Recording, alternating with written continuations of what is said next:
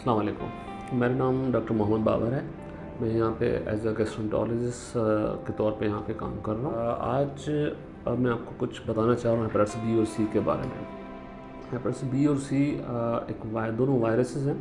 B जो है वो DNA वायरस है और हेपेटाइटिस सी RNA वायरस है। इसमें ये कि हम ये डिस्कस करेंगे कि ये फैलता कैसे है, इससे कैसे बचाया जा सकता है और इसका इलाज मुमकिन है या नहीं है और इसकी क्या कॉम्प्लिकेशंस हैं। अच्छा, हेपेटाइटिस बी और सी पाकिस्तान जैसे मुल्क में बहुत ज़्यादा कॉमन है और इसलिए ये बताया गया है कि हेपेटाइटिस बी और सी यहाँ पे हर बंदे का होना चाहिए, क्योंकि ये साइलेंट होता है, पता नहीं चलता है और इसलिए हमें बज़ौर सबके टेस्ट ये करवाने चाहिए। अगर कराने के बाद हेपेटाइटिस बी और सी आपके नेगेटिव आ जाता है तो इसकी वैक्सीन भी मौजूद है। वैक्सीन हेपेटाइटिस बी की मौजूद है लेकिन सी की नहीं है, लेकिन बहरहाल पूरी फैमिली का टेस्ट हो जाने चाहिए और अगर नेगेटिव आता है तो पूरा वैक्सीन का कोर्स करना चाहिए, क्योंकि इसकी बहुत ज़्यादा पेचीदगियाँ हैं, कॉम्प्लिकेशंस हैं, तो इसके बचाने के लिए बहुत एक अच्छा एक तरीका है। अच्छा देखें, दूसरा ये है कि ये लगता कैसा है। लगने के बहुत सारी चीज़ें हैं, जैसे ब्लड ट्रांसफ्यूजन, ब्लड किसी का और गलत बंदे का हेपेटाइटिस बी या सी का लग गया। स्पेशली जो डायलिसिस वाले पेशेंट्स होते हैं उनमें ये चीज़ें बहुत कॉमन होती हैं। आप डेंटिस्ट के पास चले गए, वहाँ पे दांत निकलवाया, इंस्ट्रूमेंट साफ़ नहीं थी, उससे भी लग सकता है। बार्बर शॉप के पास आप चले गए, वहाँ पे दाढ़ी या रेज़र वगैरह इस्तेमाल करने से अगर वो क्लीन नहीं होते तो उससे भी ये फ़र्क पड़ सकता है।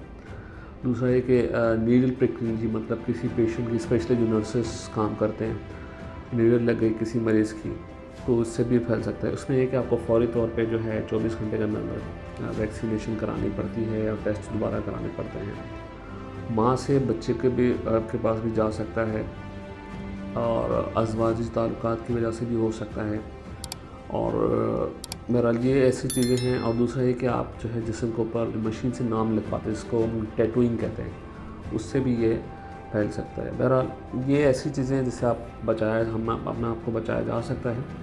और अगर इंसान के तौर पे लग जाता है तो इलाज क्या है। इलाज हेपेटाइटिस बी और सी दोनों का पहले तो बहुत मुश्किल होता था और पहले इंजेक्शन लगाए जाते थे, लेकिन आजकल दोनों की टैबलेट्स मौजूद हैं और दोनों की टैबलेट्स मौजूद हैं। टाइमली अगर आप गैस्ट्रोएंटरोलॉजिस्ट के पास जाइएगा और उससे फिर आप सारा ट्रीटमेंट बतौर उसके टैबलेट के साथ आप कर सकते हैं, क्योंकि टाइमली अगर आप मरीज़ दिखाया जाए तो पेचीदगियों से हम बच सकते हैं।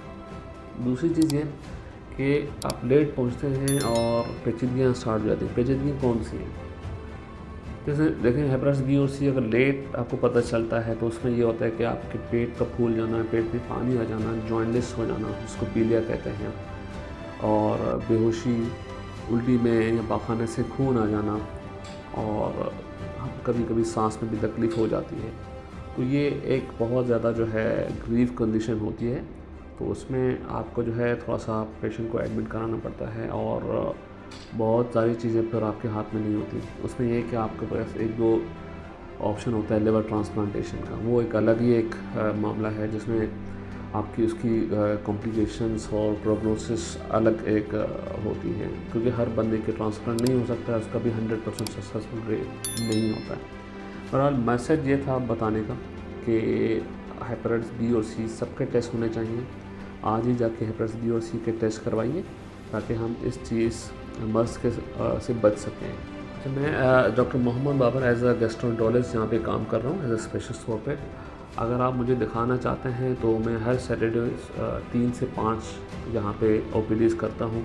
यहाँ पे हर फैसिलिटी मौजूद है। आप दाखिला की ज़रूरत पड़े तो वो भी हम दाखिल कर सकते हैं। ICU, emergency services, everything is available. तो आप कोई भी इशू हो गैस्ट्रो के हवाले से या जिगर के हवाले से, आप यहाँ इमरजेंसी में या OPD में रब्ता कर सकते हैं। Thank you.